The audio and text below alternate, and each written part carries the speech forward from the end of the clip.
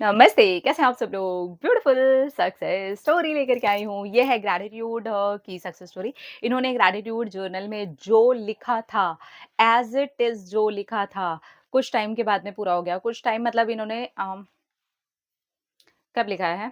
इन्होंने ऊपर एक्चुअली सबसे सक्सेस स्टोरी स्टार्ट होते ही ना डेट लिखी है कि मैंने 24 जनवरी बंद क्यों हो जा रहा है यार? रुको इसे लॉक हाँ। 24 जनवरी 2024 को मैंने लिखा था और मुझे एग्ज़ैक्टली 3 महीने के बाद ही वो मैनिफेस्ट भी हो गया। मैं उसे लिख कर के भूल गई थी और मेरा मैनिफेस्टेशन कंप्लीट हो गया विदिन 3 मंथ्स। मैंने अपने ग्रैटिट्यूड जर्नल में डेल लैपटॉप के लिए लिखा था और वीवो फ़ोन के लिए लिखा था कि मेरे पास में डेल का लैपटॉप है और वो मेरा पर्सनल लैपटॉप है। और मैं उसमें अपने ऑफ़िस का भी काम करती हूँ और पर्सनल यूज़ के लिए भी उसे यूज़ करती हूँ। और बिल्कुल ऐसे ही अपने फ़ोन के लिए भी मैंने उसी दिन एक एफ़र्मेशन लिखा था कि मेरे पास में वीवो का फ़ोन है और उससे बहुत अच्छी फ़ोटोज़ आती हैं और मेरे पास में वीवो का बेस्ट फ़ोन है। तो फिर हुआ ये कि आज ये दोनों ही चीज़ें मेरे पास में हैं। दोनों चीज़ें 2 महीने के गैप में मैंने मैनिफेस्ट की। 2 महीने पहले मैंने डेल का लैपटॉप मैनिफेस्ट किया। पहला लैपटॉप तो मुझे मेरे ऑफ़िस की तरफ से ही मिल गया था और दूसरा लैपटॉप मुझे मेरे ब्रदर ने दे दिया था। मुझे उसको 10,000 रुपीज़ देने थे उसके और फिर उसने कहा कि तू ये वाला लैपटॉप रख ले। वो सेकंड हैंड था पर उसने भी उसे 6-7 महीने पहले ही खरीदा था पर उसका यूज़ नहीं हो रहा था। तो उसने कहा था कि मुझे 10,000 रुपीज़ की अर्जेंट ज़रूरत है, अगर तू वो मुझे दे देती है, तो इसको तू रख ले और पर्सनल यूज़ के लिए रख लेना, ये समझ लेना कि ये लैपटॉप तेरा ही हो गया। मेरा भाई मुझसे छोटा है, कोई काम भी नहीं करता है, तो मुझे लगा कि ठीक है, उसको सचमुच में ज़रूरत है और मैं भी जानती थी कि उसको ज़रूरत है और वो ये लैपटॉप लेकर के वैसे भी गलत ही कर चुका था। मैंने उसको तब बहुत ज़्यादा समझाया था कि तू लैपटॉप मत ले, लेकिन उसने अपने बर्थडे के गिफ्ट में लैपटॉप ही लिया था।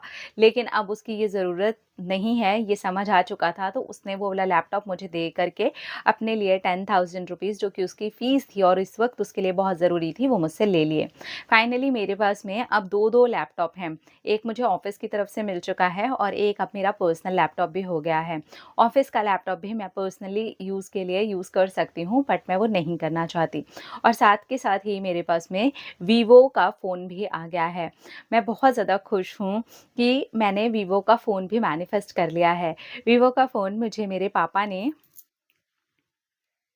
बर्थडे गिफ्ट में दे दिया था और वो जैसे ही मेरे हाथ में आया, मैं एकदम से शॉक्ड रह गई कि मेरे पापा मेरे लिए वीवो का फ़ोन खरीद कर के लेके आए हैं। मैं सचमुच में बहुत ज़्यादा खुश हूँ कि मैंने जो लिखा वो बिल्कुल वैसा का वैसा ही मैनिफेस्ट भी हो गया है। और शाम्भवी दीदी एक बात बताना चाहती हूँ, वीवो के फ़ोन से फ़ोटोज़ बहुत अच्छी आती हैं।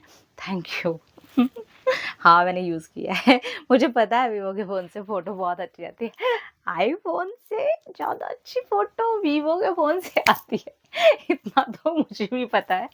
ख़ैर ठीक है। I am really very happy for you कि आपने सिर्फ़ ग्रैटिट्यूड जर्नल के अंदर लिखा था और ग्रैटिट्यूड जर्नल आपने जो भी लिखा था 3 महीने पहले आपने सिर्फ़ 1 ही दिन लिखा था। अरे देखो यार, अगर आप ऐसे सोचते हो कि आप जर्नल में डेली कोई चीज़ें एक जैसी लिखते हो तो ही काम कर जाएगा, नहीं। आप एक दिन कुछ फीलिंग डाल कर के लिख दो और सही बता रही हूँ, आप भूल जाओ ध्यान से अगर आपके निकल जाए ना, वो चीज़ मैनिफेस्ट हो जाती है। आप पीछे पलट करके अपने जर्नल्स देखते हो ना, तो आपको दिखता है कि वो चीज़ तो मैनिफेस्ट हो गई है। मेरा ये खुद का भी एक्सपीरियंस है और ये ऐसा होता है। आप में से किसी ने ऐसा एक्सपीरियंस किया है? आई एम श्योर आपने किया ही होगा क्योंकि आप इस तरीके से डिटैच होते हो और उस टाइम पर आप वो फीलिंग डाल करके लिख चुके होते हो और छोड़ चुके होते हो, बस आप समझ लो कि मैनिफेस्टेशन डन है। अपना रखिए ख्याल, अपने आप से कीजिए ढेर सारा प्यार ताकि वो अट्रैक्ट करें ढेर सारा प्यार। Love you all. टाटा।